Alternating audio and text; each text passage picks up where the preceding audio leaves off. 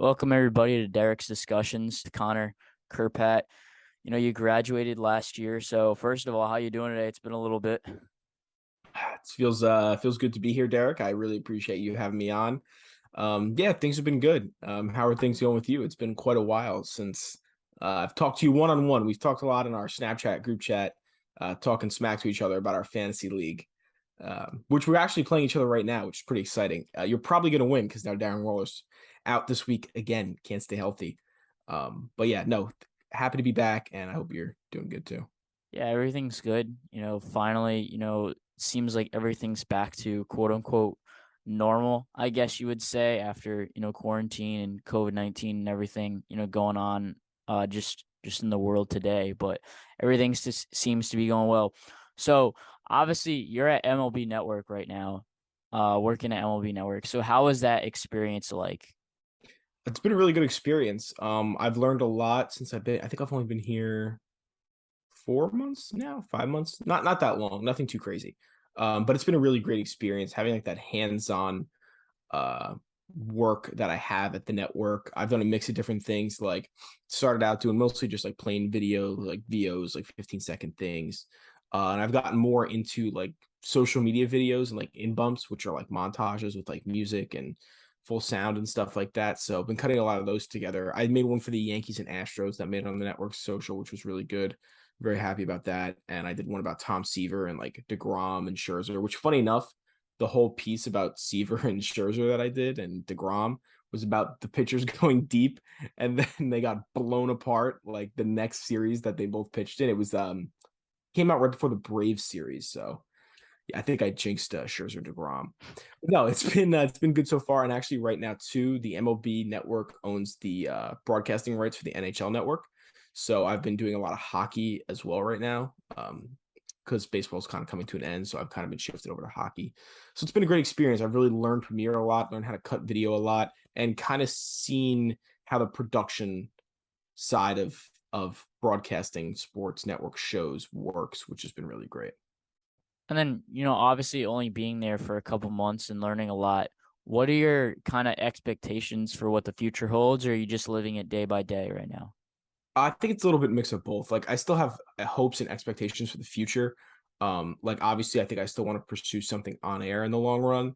Obviously that's something that I feel like there's no set path to becoming an on-air person. Like there's so I've heard from like I mean, at Marist, we have a bunch of different people come and talk, whether they're radio, TV, journalism, what have you. And like nobody ever has the same path.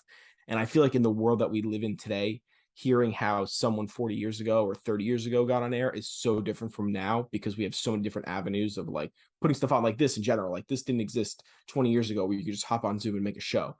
So I feel like the ways you could do it are so different that like I'm still trying to figure out what's the best way to go and how to do it and what I want to do with that and how to get on air, which is still like the end goal, obviously. But it's also taking it day by day. Like I have faith that as long as I keep working hard, keep doing what I'm doing, and keep learning, like something's gonna not necessarily fall in my lap, but it'll all work itself out. I feel like to some extent. So mixing with the expectations and just having faith that through the grind things will work out. That's kind of like my approach. And then what got you into, doing, sports media, sports, like what made you want to go into, this field?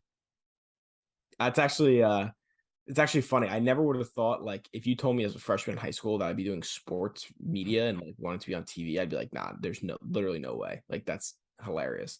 Originally, I wanted to do criminal justice and do like FBI stuff because I thought that was like pretty sick. And like my dad's police officer, so like I grew up with that background and like knowing that and what that work comes with.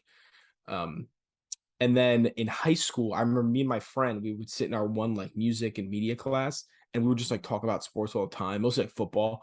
And our professor who ran the high school television station, um, he would overhear us all the time. And he's one of my people that I really like and thankful for because when my senior year was starting, he gave me and my friend the gig to do the afternoon TV show, like a sports TV show every day. Which to me that really like unlocked something in me and found like, oh, this is actually what I really like to do and what I would really like to do like as a career and stuff. So anyway, though, when high school was coming to an end. I was touring colleges, and I toured a couple for criminal justice because I thought that was still what I wanted to do. And then I went to Marist, and they were like, "Yeah, we have like a sports com program where it's like TV and stuff." And I was like, "Yo, I could do this like as a career. Like that's insane. Like I'd never even thought of that." So I was like, "This is kind of like what I actually want to do. I think I want to give it a shot because I love doing it in high school." And again, I credit my teacher, Mr. Frazee, because he is the one that kind of steered me in that path to begin with. And then yeah, I mean, once I got to Marist, I kind of did those classes and did the clubs, and it just really took off as something I really enjoyed doing, and I think I'm pretty good at. And then obviously, the Marist, Center for Sports Communication is like somewhat new. Obviously now we have a new, interim director now, but when you got here, the sports comm department was like just starting up. So what was that experience of kind of like elevating the entire quote unquote program? Yeah, it was definitely pretty cool. It's funny because like when I first got there, I don't think I really knew that it just started, but I think it actually just like, for example, like center field, I think had just started the year before I got there, and I didn't know it was like that young. But yeah, it was pretty cool seeing like, especially seeing how like center field started, for example, and then seeing where center field came to at the end, like me, Bridget, Mackenzie, Jonathan, like making the center field magazine, like that was really big. Oh, Jared too, making that centerfield magazine was really cool. And yeah, just seeing how it grew because like yeah, at first it really just seemed like just center field. I mean, that was kind of it for sports communicate, like the Center for Sports Communication, quote unquote. It just felt like it was just center field. And then Jane took over. She did a lot, especially during like COVID too, of keeping it like very initiated with the students by having like the speaker sessions and things like that, ways for students to get involved. And then events too as well. Like we had a couple of awards show in the city with Bob Costas. There was another event my sophomore year where it was like it was like a panel with like a guy from the NFLPA. So like having that and seeing it grow from being basically center field to something that's, where big people in the industry like actually come to the school and talk to the students and you could learn from them and make a connection with them. That's been really special to watch too. And even like now, seeing something that never existed, which was now you guys have the Red Fox report. I mean, that was never around when I was there. It was Mhm. just our only avenue of doing TV stuff was halftime on the Hudson, which was all student run. Like that was basically on us to make it look good and look as close to a TV show as possible. But like now having like an actual ESPN producer, being Professor Chris Rivietto, my guy, actually come in and like put his fingerprints on it and like make it actually feel like more of a sports center show and having that rep of it, like I feel like have where you guys can show that to an employer and be like, yo, see, I kind of like did this already. Like I kind of did sports center work, not only just on our own. Like it was cool if we could say, yeah, we did halftime on the Hudson. Like here's the work that we've done for halftime on the Hudson. But now you could say I've done like a Red Fox report that's basically run by an ESPN producer. It's pretty cool to be able to say that. So I feel like Marist is just taking these big leaps in such a short amount of time, really. I think it's like I said, 5 years now. I think it's only been around the Center for Sports Communication, really at the level it's at now, only like 5 years. So seeing it take these huge leaps is really cool to see because I think these bigger leaps that it's taking is only going to make it be more of a draw for students coming here. Like I feel like Marist is known as a business school and a fashion school, but I think pretty soon it's going to be known as a sports com school too. Okay. And then obviously you talk about the elevation just of the sports comm department as a whole. Do you see it becoming one of, not that it's going to be like really competitive compared to like a Syracuse, because obviously Syracuse has that, name, but do you see it to be like in the top 20 of, this is a school where it's a smaller school, but it's still, up there? Obviously, I feel like right now it seems like Marist College is kind of the underdog for everything. But do you see it to be at a point where it's, up against, those, bigger schools later on? Yeah, no doubt. I definitely think so. Just because of the talent that the school brings in to teach there, having someone like Freddie Coleman come in and teach, or I think we had a Michael Smith, I think was the guy Yeah, we he had. was there a while ago. Michael Smith, right? Yep. Yeah, yeah. So like Michael Smith, Freddie Coleman, Chris Rivietto, even Leander, like being he was a Yahoo writer for a long time. He's been in the journalism field forever. Jane, and again another one. I feel like having that prime talent of people who have worked in the industry for a long time at the highest level, like Leander being a beat reporter for so long, covering so many soccer teams. having Professor Vietso literally come from his ESPN job to teach a class. And I mean, Freddie still has his overnight show all the time. Having people like that are literally working in the field and are well known in the field. Like a lot of people who listen to sports talk radio know the name Freddie Coleman, especially if they're coming home at night listening to the radio. Having people like that can really show you, because they're the very best, show you how they got there and basically hand out all their talents to you and be that connection for you. Like, I think that's the most important thing about having them at the school is not just, oh yeah, you can sit in class and learn from them and learn their skills, learn their talents, and learn what got them there. I think what's even more important is building that connection with them. Like, I know that now I can still text Freddie or text Professor Vietso or text Jane and be like, hey, I'm just, um, this is how I'm feeling. Like, how do you think I can build upon it? Or like I texted Freddie a couple weeks ago and I was like, hey, listen, I still want to do on air, but I quite honestly, like, I don't really know what path to take. Like, what do you think I should do? Like, should I take this approach or this approach? And he gave me some good advice on it. So being able to build those connections with the best people in the industry, I think is really good. I think that's what's going to push Marist over the edge, over the top in sports communication. The only thing that hurts them is that the sports at Marist are not always very good. And when you're covering teams that aren't very good, that could suck. But Marist is still D1, so you're still covering D1 schools. And I mean, not every sport is bad at Marist. It's just football is not good, and that's the major one. But basketball is always good, so that's pretty huge. And I think our baseball team is kind of good sometimes. And like I know our lacrosse team is sometimes pretty good. Um, so that's the only thing that is the downfall, because like at least at Cuse, like everybody knows Cuse because basketball, and I mean Cuse football is pretty good this year. So I don't think they're ever going to get to Cuse's level, but I think they could definitely crack top 25. If we're doing an AP poll ranking of sports comm colleges, I think they could crack the top 25, definitely. And then when comparing, other colleges, it seems like, Marist College has, now the Red Fox Report, obviously Halftime on the Hudson.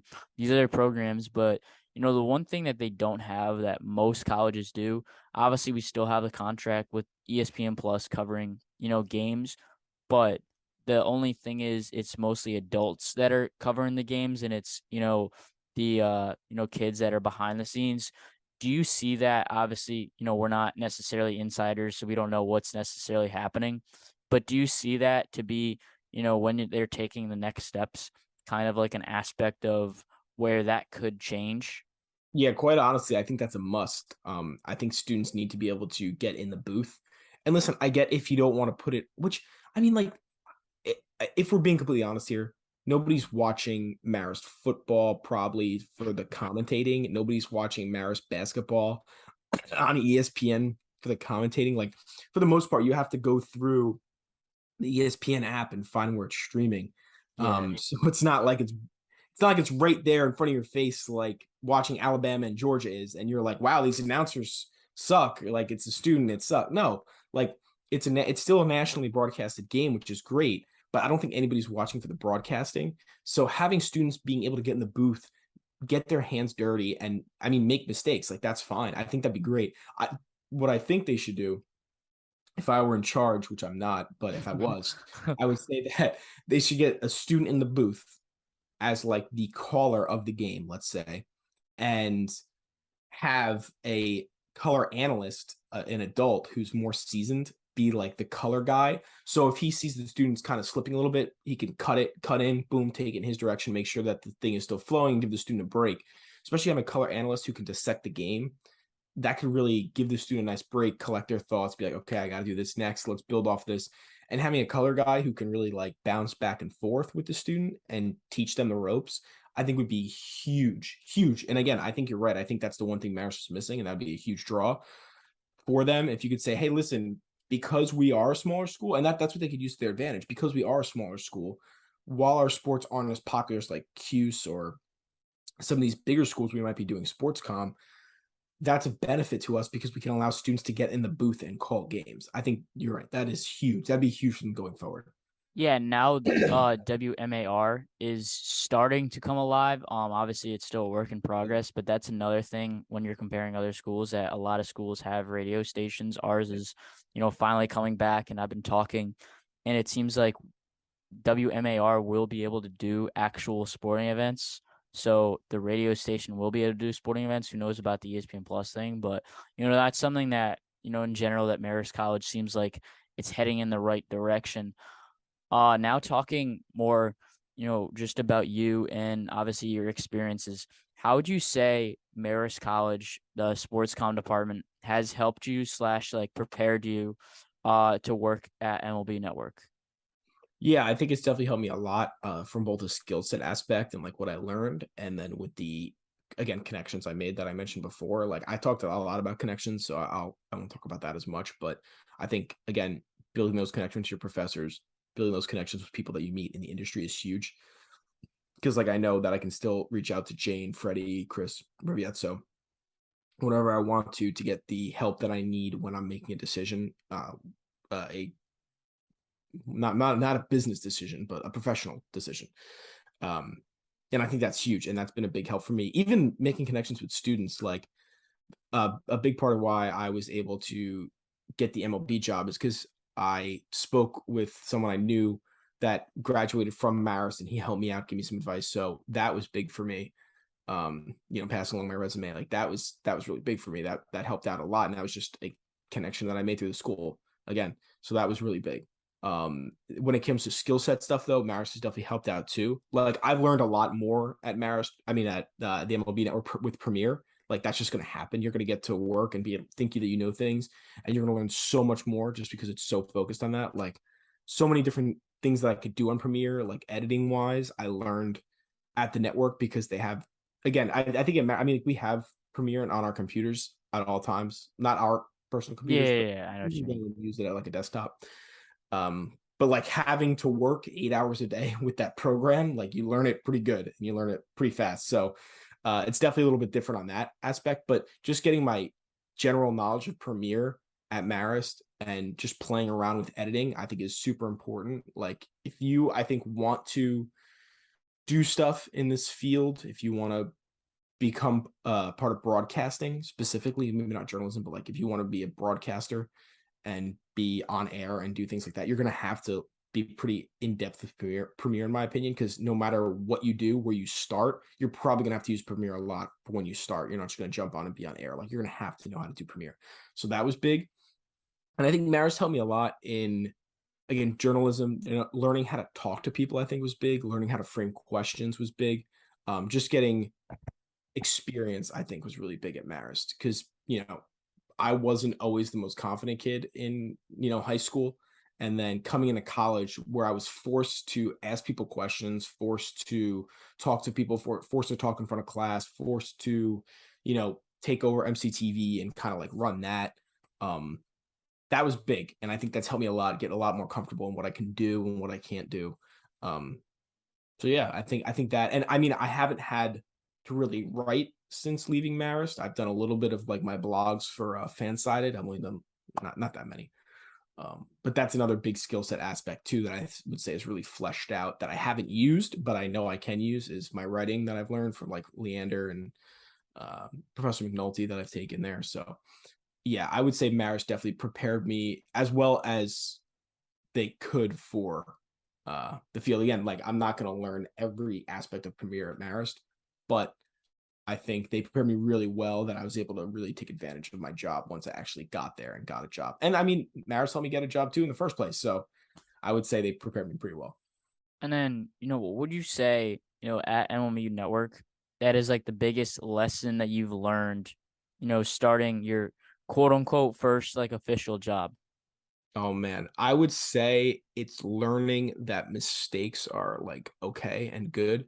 Because I think when you take on a job, like you make a mistake and you're like, damn, dude. Especially with the sports comm industry, I feel like you always want to make an impression because it always feels like a competition. Like in my mind, when I'm at work, it always feels like it's a competition. Like even the people I'm friends with at work, like I feel like what I'm making is competing against them because it's going to be okay.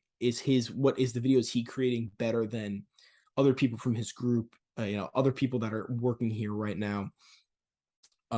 And then that could lead to potentially being seen more, getting known more in the building, getting promoted eventually. It feels a lot more, again, like a competition, almost like I've compared a lot of what I learned to like, I guess, being a player. like being what I imagine it's like. I'm not an athlete, I'm not on a team, but what I imagine it's like, you're always competing. You're always competing to show that you belong there, right? And that you're better than the next guy in your position, right? If you're a wide receiver, you want to be the best wide receiver, you want to be number one. Otherwise, you're going to get cut. Like that's kind of like the mindset that I've had through this, is that it is a competition, but it's okay to make mistakes. Like I think thinking that everything is a competition, thinking that everything is being watched with a microscope, that you do maybe isn't always necessarily true.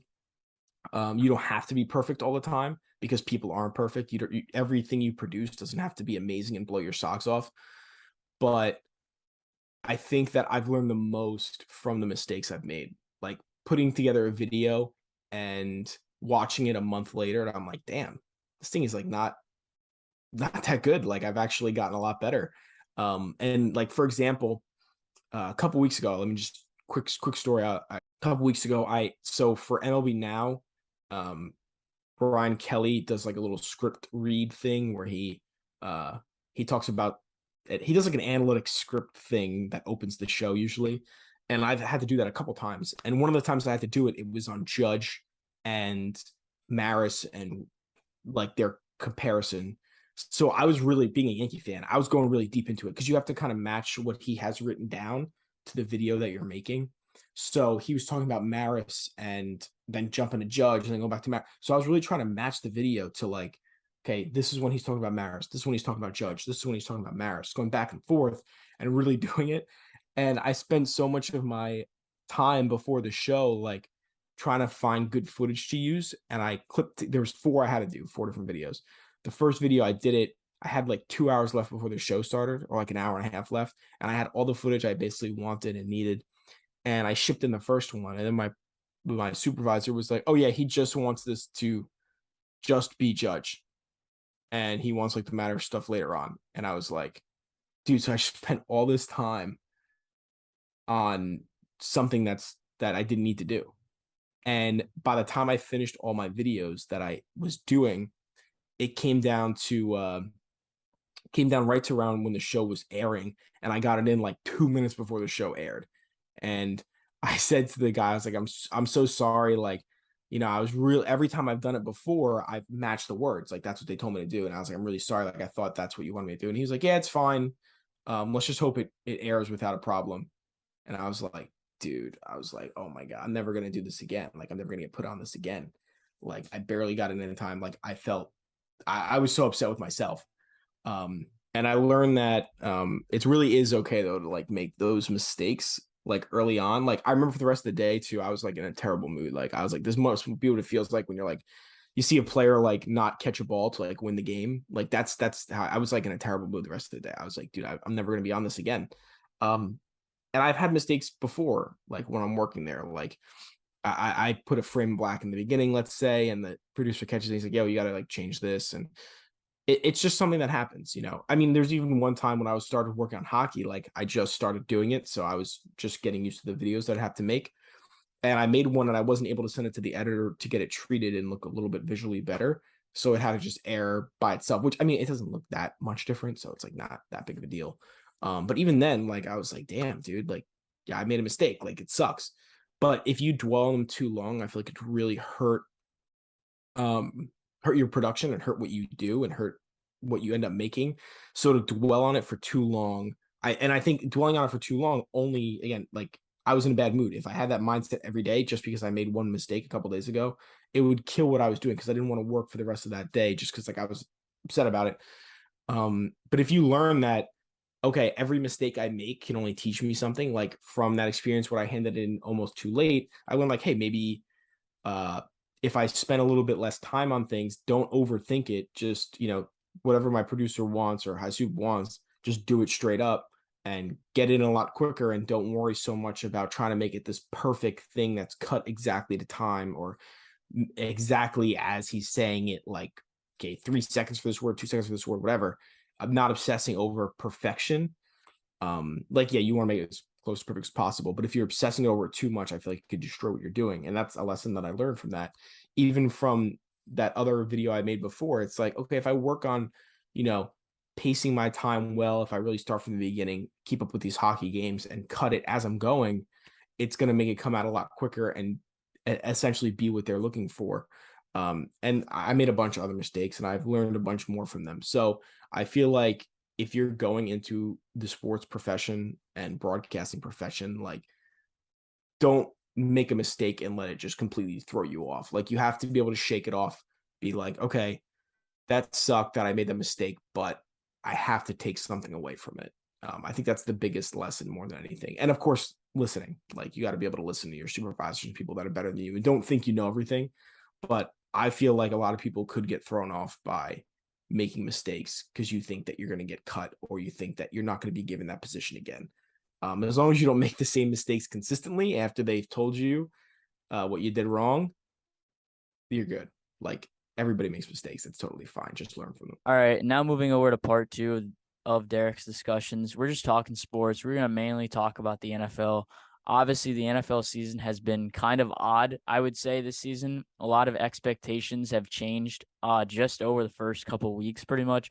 You've seen the New York Giants surprisingly do well. You've seen the Jets do well. The Dolphins have been kind of unexpected. A lot of teams that are unexpected doing well and other teams that are not doing as well.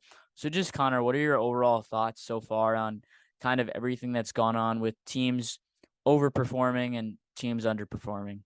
Yeah, I think weird season. I think my thoughts are I don't even know what to make of this season anymore. I don't know what to make of this league anymore because so many teams that we thought were going to be good. I mean, just look at the AFC West in general, right? My Raiders aren't doing very well, but neither are the Chargers or the Broncos, and the Chiefs. As good as they are, look like a beatable team. Yeah, it's just I feel like such an unpredictable season. Like, again, I don't think Tua is playing that well, but the Dolphins are like kind of doing really good. Like, Tua is doing better than I thought, but I still don't think he's like that great of a quarterback, and they're doing good.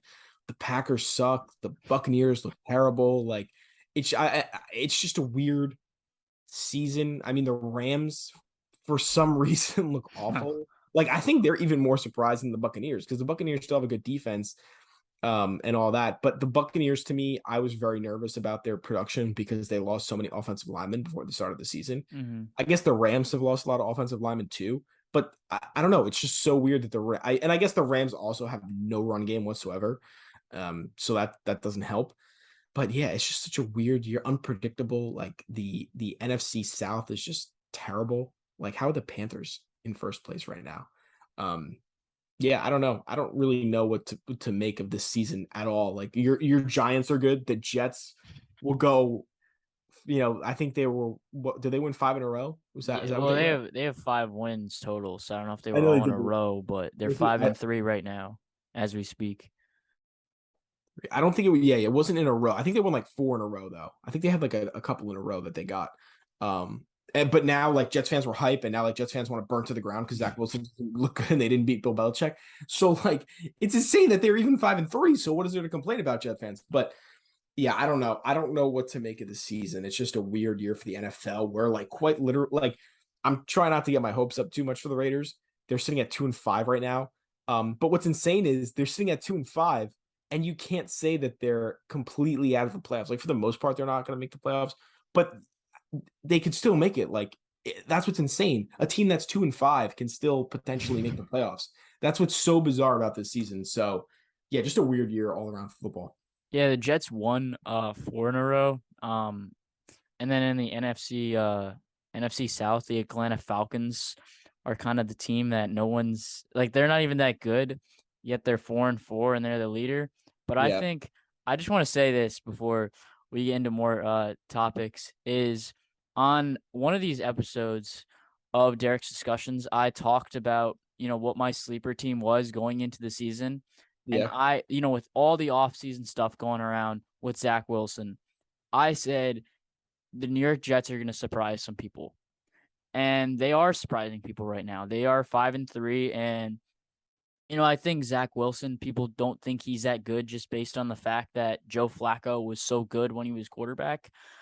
But, I think Zach Wilson's a quarterback that's good. I don't think he's elite by any stretch of the imaginations, but he's winning them games.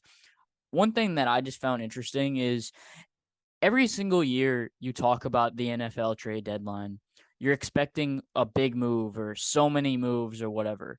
And I feel like every season it doesn't seem like there's that move necessarily. This year, Bradley Chubb going to the Dolphins was huge, and obviously there's other moves in there. But you talk this year, it seemed like all these receivers are going to get traded. DJ Moore is going to get traded. Chase Claypool did get traded to the Bears for a second round pick, which to me was surprising. I didn't understand that deal. And all these other deals are like they're expecting so many deals to happen. It just doesn't happen in the NFL just because of, only having 16, 17 weeks, of an entire season. It's hard to adapt just overall. But what are your thoughts? Like, do you see one of those teams that are, unexpected right now that is doing well that could make a, Super Bowl run? Like realistically a Super Bowl run? That's a good question. I don't see like the Falcons aren't going to do that. Like they just don't have the pieces on the roster. Um, that is honestly a good question. I still think, like, as of right now, I don't think any team is getting past the Buffalo Bills. I don't think the Chiefs are either. Like we saw what they looked like against each other. So even if I were to pick a sleeper team in the AFC, I think it's irrelevant because I don't think any team is going to be making it past the Buffalo Bills. As for the NFC, I know a team that's totally been outperforming that's actually been good on the NFC level. The Seattle Seahawks. Shout out to the Seattle Seahawks. I thought they were going to be awful. I know their record doesn't show it. I know, so maybe that's not technically a sleeper because of their record. But I think if you told me before the season started that the Seattle Seahawks would be winning that division and Geno Smith would look like the best quarterback in the league, I would say you're absolutely insane. You're a Seattle Seahawk homer. But no, they're a team that I don't necessarily think they're going to make it to the Super Bowl, but I could definitely see them winning a game or two in the playoffs, maybe eventually getting knocked out. I don't know. It's hard for me to say that some of these lower level teams, and I'll pull up the NHL standings. I mean, not NHL, NFL standings real quick, just to refresh my memory to see where everybody's at because it's so hard to keep up with who is where in this league right now. I think I don't know because the whole AFC to me is an absolute crapshoot. AFC South is just the Titans. The Colts look awful. AFC That's a big surprise to me. The Colts that they're terrible this year. I mean, I get Jonathan Taylor's not performing, but it seems like every single time people are saying it's the quarterback they need a quarterback. I think they need a quarterback, but I think they just need something else because if you Yeah. put like Aaron Rodgers or just the Patrick Mahomes and the Colts, they're not a Super Bowl team. Yes, they're a playoff team depending on the quarterback, but I don't know what they're missing besides a quarterback, but it seems like they're missing something else. Personally, I'm gonna go out and say it. I think they're missing offensive line. I know they have Quentin Nelson, and we talk a lot about Quentin Nelson, but outside of Quentin Nelson, who can you honestly look at that offensive line and say, "Wow, that's a great offensive line"? I think they could use another weapon in the receiving core too. I mean, they have Michael Pittman and they have Alec Pierce, who's looking pretty good. But Michael Pittman, to me, I mean, he's a great receiver. He's a But I two. don't. He's a two. Yeah, I wouldn't put him in the category of a Devontae Adams, Stephon Diggs, Tyreek Hill. He's just not. And that's nothing against him. He's great. He's just not. I feel like his production would be insane if he had a true number one next to him. And I think that hurts him a lot too, because you could have the best quarterback in the league, but if you have a number two as your number one, he's going to get double teamed all the time. And then your numbers 3 and 4, who are normally a 4 and 5, aren't going to be getting open. So I think that's what really hurts that team the most. I would say offensive line and lack of receiver, if we're talking offensively. Yeah, that's fair. I think Kelly's good at center, but I think it seems like the offensive line and the receiver core, and then the defense I don't think has been playing that well either. But that's kind of on the Colts. I think the AFC is an interesting thing because going into the season, everybody was like, "Oh, the Kansas City Chiefs are just gonna kind of run, quote unquote, run the table." It seems like they're not running the table, but they're kind of doing what everybody was supposed to expect. Personally, I thought the Chiefs might have been third or fourth in that division, and I don't think that the Chiefs are that. Yes, they're winning games, but they don't wow me. The Buffalo Bills have one loss, but I still feel like in the AFC there's not that elite team. I think the Jets could be a team. I think the Dolphins could be a team. I think Tua, if you talk about this, Tua Tagovailoa has two exceptional weapons that have played this season and possibly a third in Gesicki. I get it. Gesicki's been up and down. It's kind of like up and down, but Jalen Waddle has performed tremendously this season. Tyreek Hill is just Tyreek Hill. People are saying, oh, Tyreek Hill is not going to be the same with Tua. I just go back to Tua Tagovailoa playing at Alabama.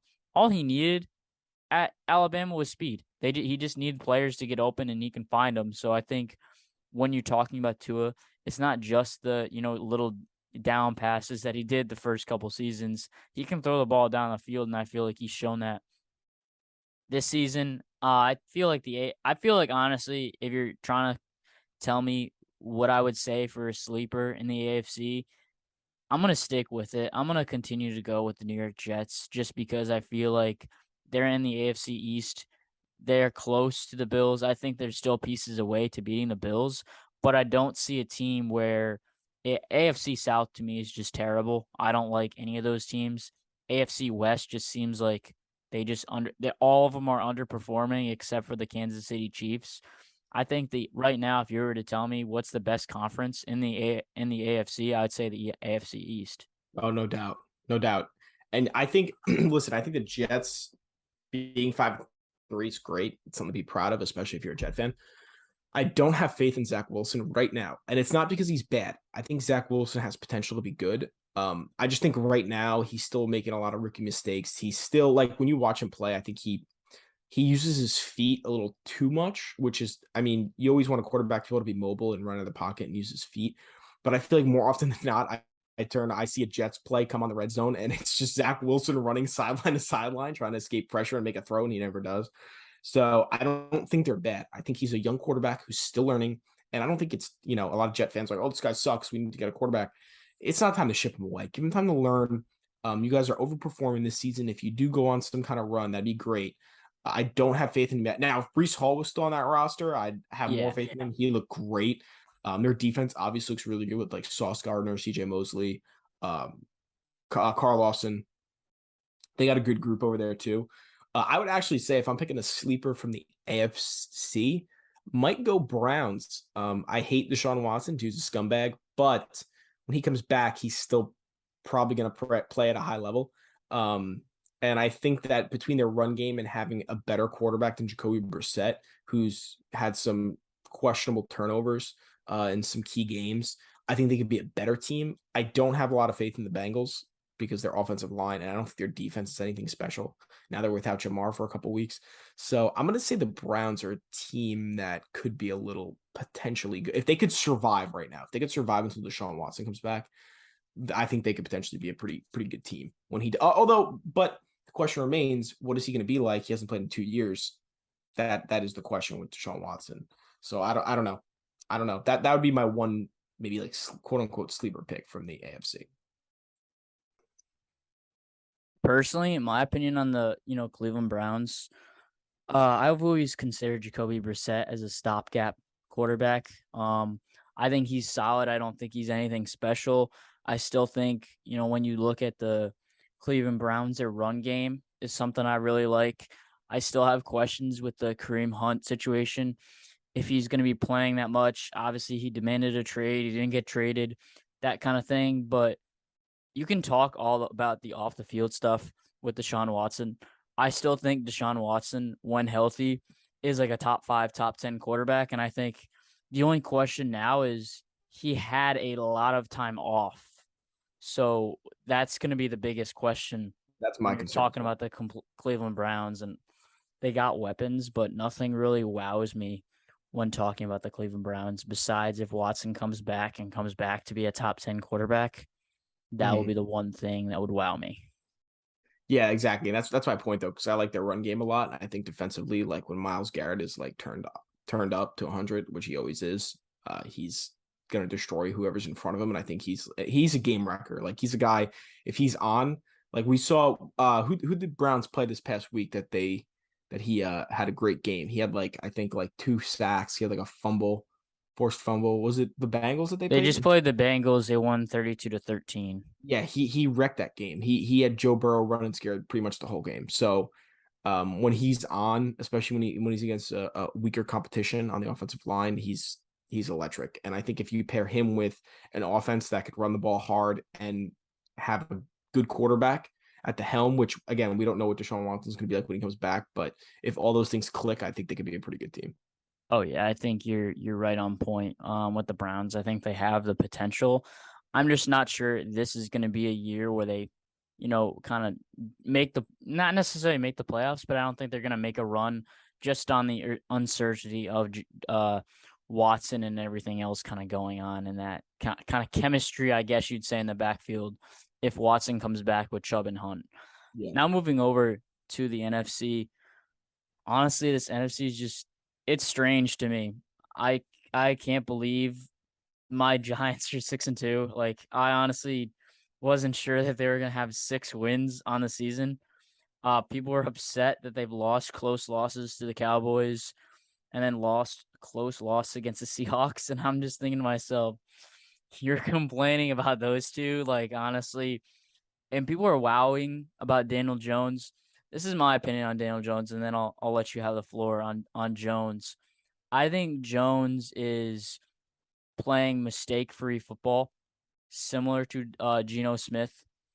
I like it because I don't think Daniel Jones is a franchise quarterback, but I think when you're talking about the future of this team, 5 years down the road, I don't think Daniel Jones will be the starting quarterback. I don't think Geno Smith would be the starting quarterback. They seem like bridge quarterbacks to me, just based on playing mistake-free football, doing the easy reads, doing that stuff. See, this is what I think on the New York Giants. I think you get a stopgap. You either keep Daniel Jones for 3 to 4 years. Same thing with Saquon Barkley. Run it back, see what happens. And I think if you're bad or looking to be bad, that third or fourth year, depending on the contract situation, you trade those guys, get more picks, and then trade up in the draft. And guess who I'm going with? I'm going with Arch Manning. That is the guy that I want on the New York Football Giants. To me, this is one of the top recruits that's right now in high school, going to be at Texas, that I honestly love. Like, this is the quarterback that basically has my entire heart right now because of the name, how he plays quarterback, just everything about the aura surrounding him. What are your thoughts first on Daniel Jones and then kind of getting into Arch a little bit? Yeah, I think you make a good point. I like the comparison between Geno and Daniel Jones. I think that's a fair comparison. I do think that Daniel Jones though kind of fits Brian Dable's scheme that he has Yeah. going on. Just because he has a similar skill set to Josh Allen, obviously not as good, but he's got the ability to get mobile, and I mean he can throw the ball when he needs to and make his reads. And when you pair him with Saquon Barkley, I mean it's deadly combo because Saquon Barkley's always going to create separation for you as a quarterback, take some of the pressure off of you because he runs the ball so efficiently. Yeah, I think they're going to extend Daniel Jones after the season. I think he's going to be around for another 3 to 4 years, like you said.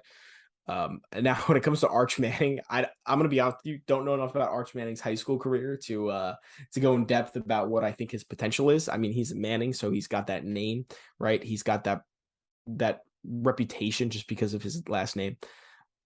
Do I think he's going to be the next NFL star? I don't want to get my hopes up too much and say that he is just because he's a Manning. But Derek, I'll take your word for it. I don't know enough about Arch Manning's high school career to say that I think he's going to be an NFL star.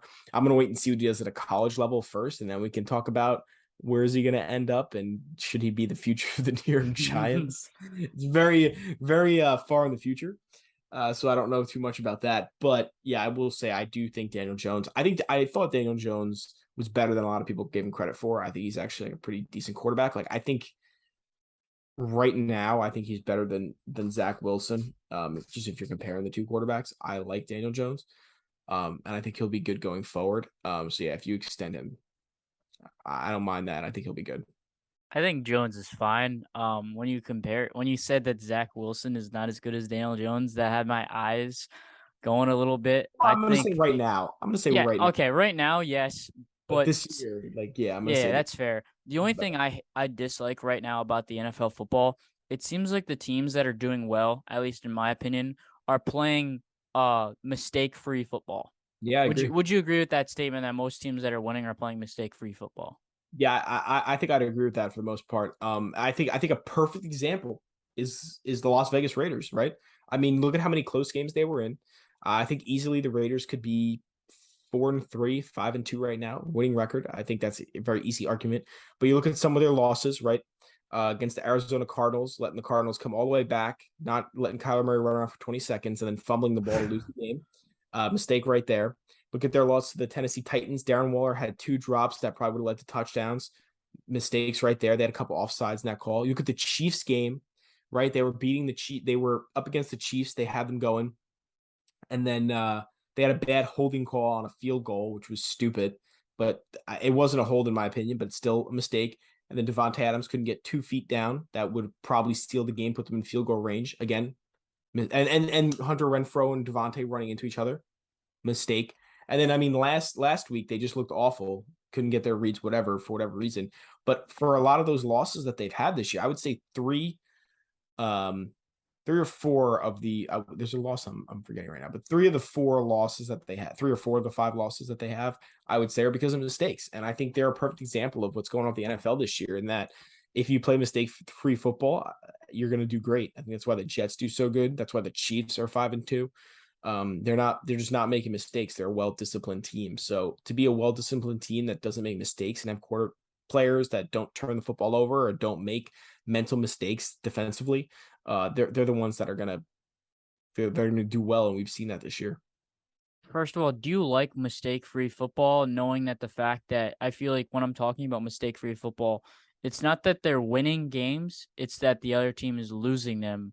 Do you like that? Personally, I hate it. I don't like that at all, and I think yes, it's winning you games now, but I think when you're talking about the playoffs, it's not gonna work. Like I don't see the Seahawks doing anything. I think they're gonna have a somewhat of a collapse in the next few weeks. I think the Giants are gonna have the same thing. I think you're talking about these teams that are playing mistake-free football, and I don't think it's gonna work out in the long run or in the next couple weeks. I think it's gonna start to get to them. Yeah, I think that's a fair take. I think, nobody can stay perfect forever. So what happens if they start making some of these mistakes and start dropping games? I think the more disciplined team is always gonna do better, and the team that, with a quarterback that makes his reads and makes the good throws, does what he needs to do, is always gonna be better. But the thing is, what happens when you face like the Seahawks? What happens if they face a really elite team, let's say like the Buffalo Bills?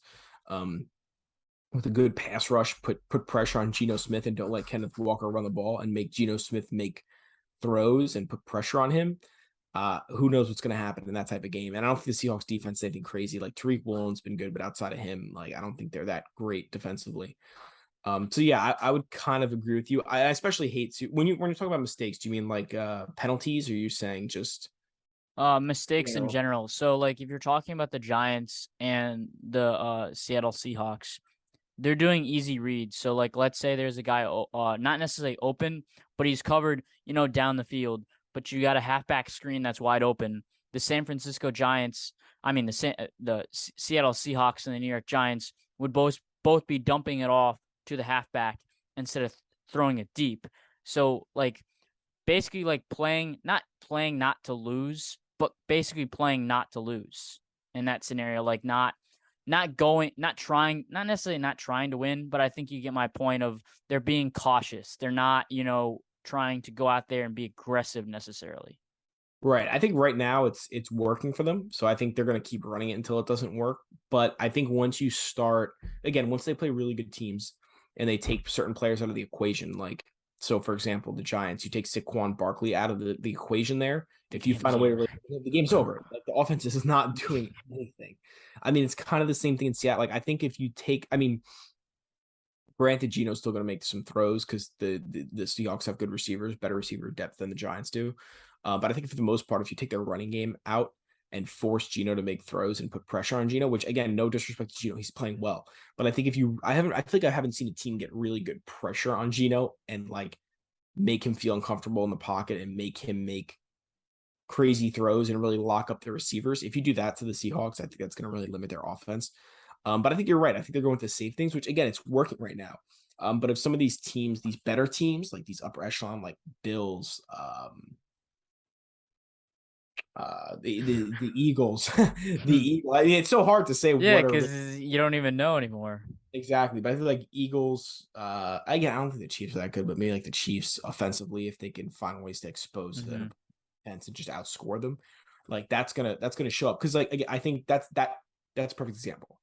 The Chiefs going against up against a team like the Seahawks and the Giants, right? Yeah, I think the Chiefs would win by far Right. just based on the fact that they have explosiveness. And I think when you talk about the Seahawks, the mistake free football is, don't get me wrong, you got Lockett and Metcalf. I Right. haven't seen, maybe I'm just missing something, but I haven't seen Geno Smith throw the ball down like 20 or 30 yards down the field, deep passes. It's been short routes to his receivers to get open quickly. It's nothing to me, it's nothing too special. And that's what I've been kind of alluding to of mistake free football. It's short passes, run the football, make your basically, I'll call it defensive football. You're Mhm. basically having your defense do most of the work while your offense is just being, steady, kind of stopgapish, if that makes sense. Right, and that's why I was going to say, like, if you go against a team like the Bills or the Yeah. Chiefs, who have a really explosive offense, they're just going to outscore them. And when you have an offense that isn't explosive, that can't compete with you, you're not going to do anything. Like, I think a great example, again, I'm just using the Raiders as an example, just because I watch them the most on any other team. But the Raiders generally have enough offensive pieces to be an explosive offense. Now, have they been explosive all the time? No. But we saw in that Chiefs game that when you have the weapons like that, you can go toe to toe with the Chiefs, but you have to be able to keep up with them and score offensively. I don't think the Giants and the Seahawks have an offense that can keep up, and I don't think their defenses are good. But I don't think their defenses are so good that you could stop Pat Mahomes and the Chiefs' offense and Andy Reid for an entire game. You're going to have to be able to go toe to toe and score up with them.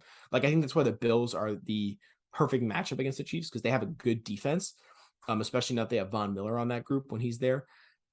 But their offense is good. Like they don't stop the Chiefs the whole game, right? The Chiefs are still going to score, but they stop them enough times and outpace them enough with how good their offense is to beat the Chiefs pretty much for the most part. Like they should have beat them last year in the playoffs, and they beat them this year again. I think right now the Bills are a better team.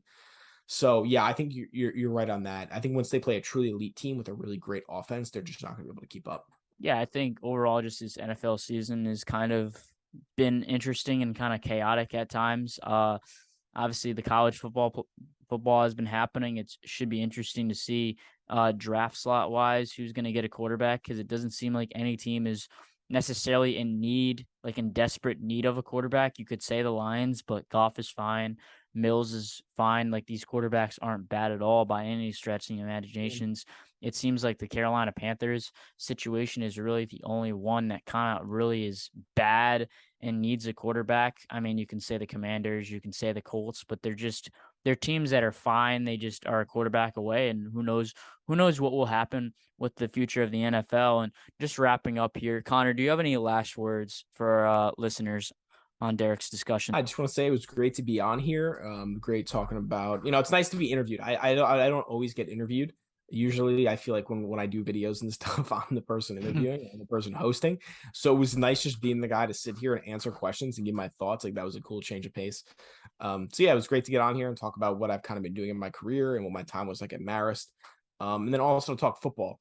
I'd love to be on again if you ever would have me. So maybe we could talk about some Yankees off season because that's around the bend, and I know it's going to be unpredictable. It's going to be a mess because it looks like Brian Cashman is probably going to stay, which I don't know how to feel about that. But yeah, so it's been great being on here. It's been great talking about myself, talking about football, talking about sports. And Derek, I wish you the best of luck this semester. I hope everything goes good. Keep doing your thing. You're doing great. And yeah, I hope I beat you in fantasy this week, even though it That's probably is not not going that's to not happen. happening. I It's not got happening. No, it's not dude happening after Goddard Devonta got Smith. 20 points, so I'm looking Yeah. pretty good. When that happened, and now Darren Waller's out, I'm gonna have to run out Robert Tanyan again. I was like, it's a wrap. It's a wrap. It's a wrap for this game. But no, Derek, best of luck to you. And again, thank you for having me on. Thank you, Connor.